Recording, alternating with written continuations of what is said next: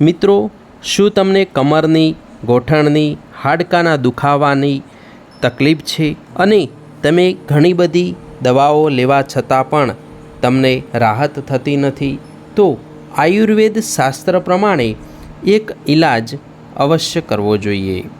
આમાં 100 ગ્રામ હળદર લેવી જોઈએ, 200 ગ્રામ આમળાનો પાવડર તથા 100 ગ્રામ મેથીના દાણાનો પાવડર લેવો અને આ ત્રણેયને એક પાત્રમાં મિક્સ કરીને તેને બોટલમાં ભરી દેવું જોઈએ અને આ ચૂર્ણ સવાર સાંજ 5 ગ્રામ ગરમ પાણી સાથે તમે ભૂખ્યા પેટે લેશો તો તમને ધીમે ધીમે આ સાંધાના દુખાવામાં રાહત જોવા મળશે.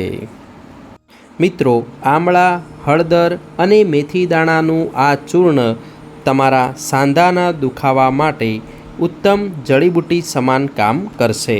ધન્યવાદ.